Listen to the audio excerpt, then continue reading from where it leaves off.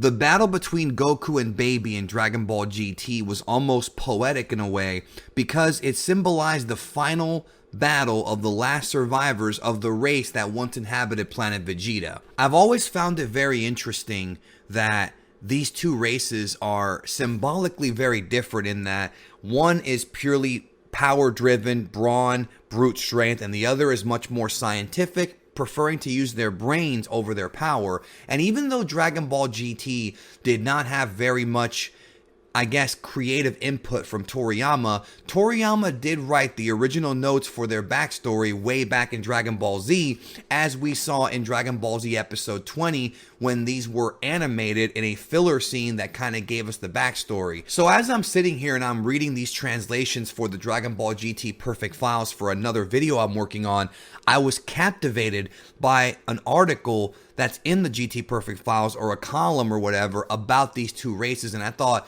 why not make an edition of Dragon Ball In Depth discussing the history of the two races, the conflict between them, as well as the impact that it wound up having on Dragon Ball as well as Dragon Ball GT. And it really is thought-provoking too as to how this somewhat can mirror the real world in some ways. Anyways, let's get to it right now.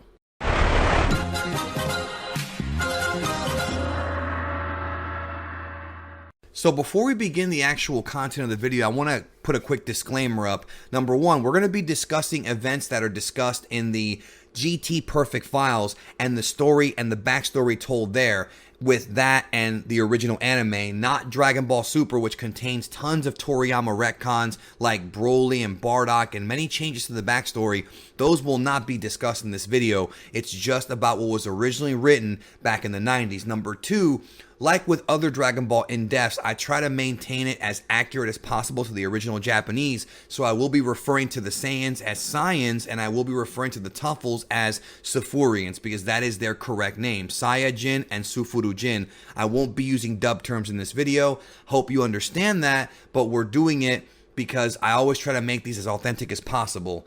But we're going to have a good time. Let's get to part one.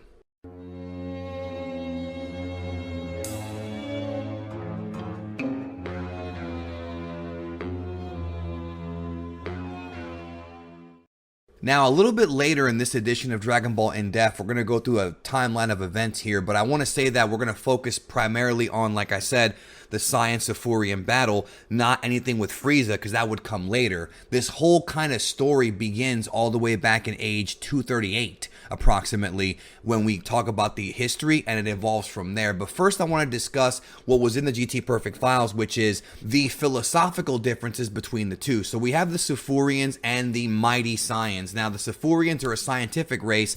They really are gifted as far as intellect goes. They invented many machines like the original Scouters, although that was retconned by Toriyama later on, worn on your ear or on your face or whatever. You can measure your enemy's battle power, which would probably come in handy in the upcoming Civil War. But of course, we know who won that war, and then the real winner of this war was Frieza, because he wound up getting and adopting this technology for himself. But like I said, that was retconned by Toriyama. Now, as I've said in the past, the Saiyans are a class-based society that measures your value based on whatever battle power you're born with. They are a warlike race. They always want to fight. They always want to get stronger. And it states in the GT Perfect Files that even a squad of just 5 of them can reduce a planet to ruins in just a few days. Physically, of course, they're much stronger and have more stamina, making it easier for them to fight. And of course, they also have the ability to transform into a great ape,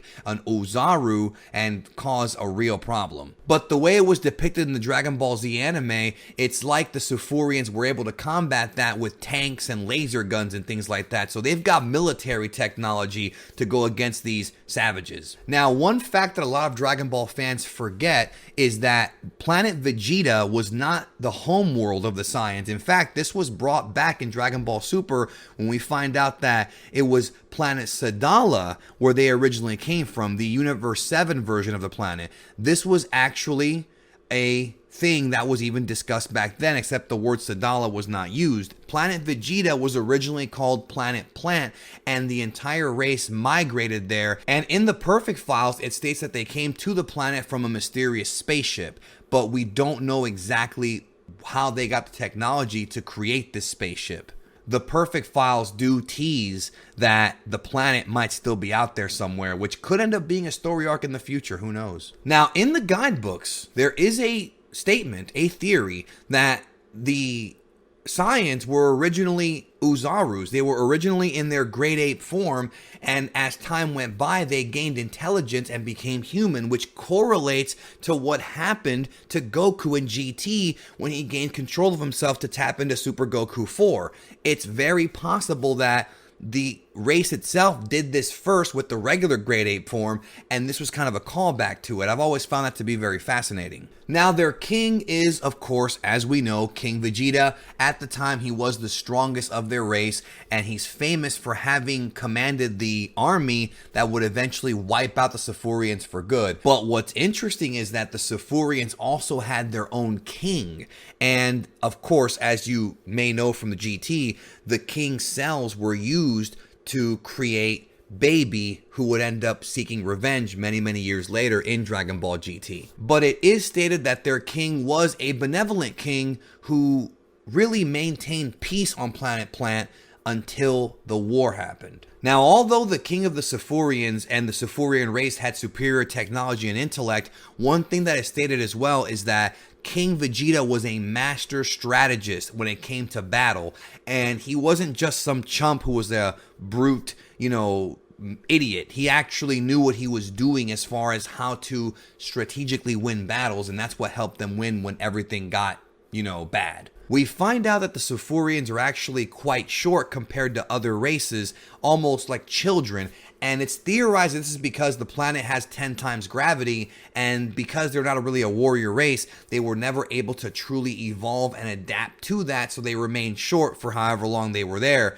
whereas the Saiyans were just big, strong dudes who could handle that kind of gravity. So what we have here is a race of powerful fighters and a race of guys who aren't that powerful, but they are smarter. Who would end up winning the fight? Well, the key to all of this is the fact that the Saiyans can become Uzaru, and that wound up being a problem. But in the next section, we're going to be going through the timetable of what actually happened and what led to the complete domination of King Vegeta, how the king of the Tsufurians was overthrown, and the complete domination and conversion from Planet Plant to Planet Vegeta. Plus some extra lore as well.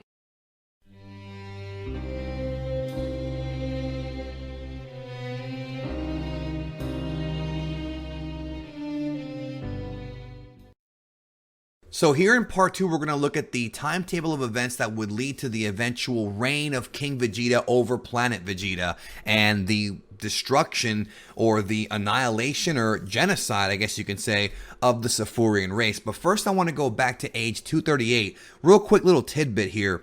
The story of the legendary Super Saiyan, the one that Vegeta talked about on Namek and that's been talked about over and over again, the legend supposedly happened in age 238, which was actually hundreds of years before they would go to Planet Vegeta. So that means that whenever this legendary warrior appeared and couldn't control his power and all the stuff that Vegeta said in the anime, when that happened, it was not on Planet Vegeta, so it makes you wonder if that could be a reason as to why they wanted a way out of the planet. Maybe he did some kind of damage to the planet, maybe he was impossible to control and thus destroyed their civilizations. We don't have too much information on this, but I thought it was pretty surprising that the GT Perfect Files reveal that it wasn't on Planet Vegeta. Now we go forward in the timeline to age 550, and what ends up happening is the Saiyans are drifting in space. So I guess it wasn't really, they weren't really looking specifically for Planet Plant. I guess they were just drifting around according to what the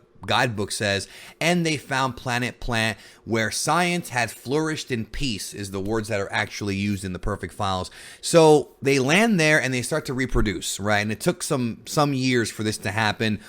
These primeval sort of, Neanderthalish warriors started to gain a little bit more intellect and evolved at an extraordinary rate, but at the same time, their thirst for battle and destruction also grew. So for a time, you have Planet Plant where you have the Tsufurians in these like cities and, they're mostly on that planet. Meanwhile, the Saiyans are somewhere else on the planet just kind of habitating, and for a while there was cohabitation. They weren't exactly allies or anything, but they were both living on that planet, using up its resources. So as I said, the Tsufurians, including their king, approved of them being there. It wasn't really an issue, but then all hell broke loose in age 720 into age 730. That's when the war began. Now, we really don't know exactly what the purpose of the war was. Like, we don't know what triggered the war, but we can theorize that it was just King Vegeta deciding, hey, let's take over these guys already and take over the planet,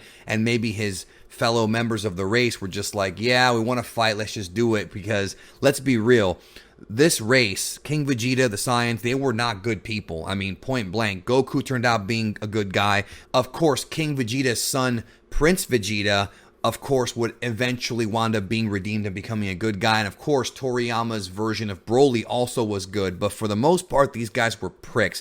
And let's not forget that there was a recent retcon that discussed that Prince Vegeta from Dragon Ball Z is actually the fourth Vegeta, which means that the Vegeta that we're discussing here is King Vegeta the Third. We're not really sure who King Vegeta 1 and 2 were, but it's presumed that they were also the leaders of the Saiyans, and then at some point it was passed down from generation to generation, you know, the royal bloodline, like how it is in the real world. That's not stated in the Perfect Files, but if you combine what was said in the new story and the old story, it somewhat fits, but I'm trying not to do that here for this video. Now, in the GT Perfect Files, in the section about this war, it does discuss that the Tsufurians used the remaining technology and the remaining scientific prowess to develop the parasitic life form known as Baby. Of course, that's part of the GT story, and like I said, it's from this guidebook we're getting this stuff from. So this life form gets the genes of King Sufuru and gets launched into space during the battle. Of course, it was an overwhelming victory for the Saiyans, and the entire Tsufurian race was wiped out, primarily because the way that they were able to combat the technology was by becoming Uzarus, by becoming great apes, and there was no chance at all for the Tsufurians to win. Planet Plant was renamed Planet Vegeta, with King Vegeta III as their leader, and he would reign as the undisputed king of the planet until he was ultimately killed by Frieza, which, by the way, you know, the war ended in age 730, and King Vegeta first met Frieza in age 731 and began a partnership that would last for quite some time until age 737 when the planet got blown up. And it was blown up at the hands of Frieza. So it's very interesting and an ironic twist that they wound up suffering the exact same fate, the same genocide that the Tsufurians had went through at their hands, with very few survivors. And those survivors would go to war one more time in Dragon Ball GT. Thank you so much for watching this video, this edition of Dragon Ball In Depth. I appreciate it as always, and I hope you have a great day and take care of yourself and each other.